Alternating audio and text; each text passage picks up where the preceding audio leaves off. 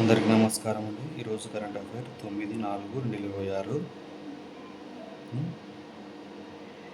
9/4/2026 current affair. Lok Sabha స్థానాల సంఖ్యను 543 నుంచి ఎంతకు పెంచాలని కేంద్ర మంత్రివర్గం ముసాయిదా బిల్లు చేస్తుంది.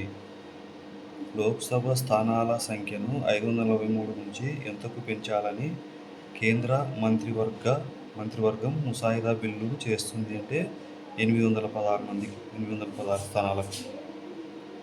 లోక్సభ స్థానాల సంఖ్యను 543 నుంచి ఎంతకు పెంచాలని కేంద్ర మంత్రివర్గం ముసాయిదా బిల్లు చేస్తుందంటే 816 మందికి పెంచాలని నిర్ణయిస్తుంది.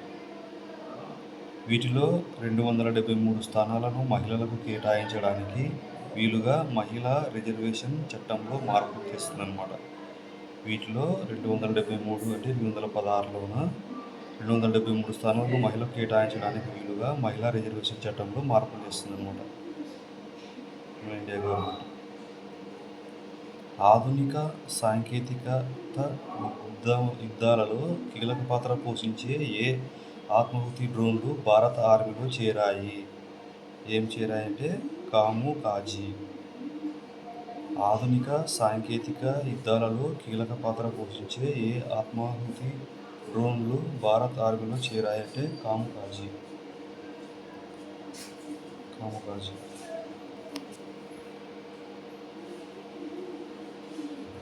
ప్రపంచంలో పవన విద్యుత్తును అధికంగా ఉత్పత్తి చేసే దేశం ఏది?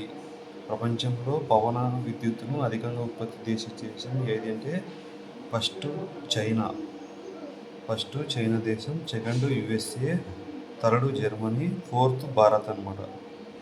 ఫోర్త్ భారత్ ఏమిటిలో ఫోర్త్ ర్యాంక్లో ఉందంటే ప్రపంచంలోనే పవన విద్యుత్తును అధికంగా ఉత్పత్తి చేసే దేశం అనమాట. ప్రపంచంలో పవన విద్యుత్తును అధికంగా ఉత్పత్తి చేసే దేశం ఏదంటే China, second USA, third Germany, fourth Bharat అనమాట. 2025-26లో భారత్ 6.05 గిగావాట్ల అత్యధిక వార్షిక పవన విద్యుత్ సామర్థ్యం సాధించింది. 2025-26లో భారత్ 6.05 గిగావాట్ల అత్యధిక వార్షిక పవన విద్యుత్ సామర్థ్యం సాధించిందనమాట. ISSF రైఫిల్ పిస్టల్ షూటింగ్ ప్రపంచ కప్లో భారత్ నుంచి మిక్స్డ్ టీమ్ విభాగంలో ఎవరు స్వర్ణం కైవసం చేసుకున్నారు? ISSF రైఫిల్ పిస్టల్ షూటింగ్ ప్రపంచ కప్లో భారత్ నుంచి మిక్స్డ్ టీమ్ విభాగంలో ఎవరు స్వర్ణం కైవసం చేసుకున్నారంటే Mukesh Nelapalli, Palak.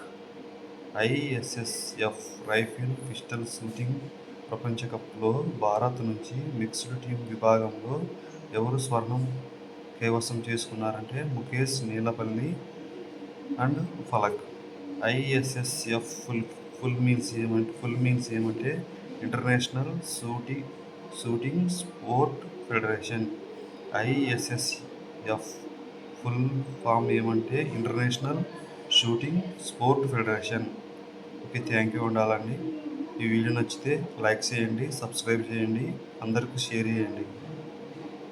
Okay, thank you ఉండాలి. ధన్యవాదములు.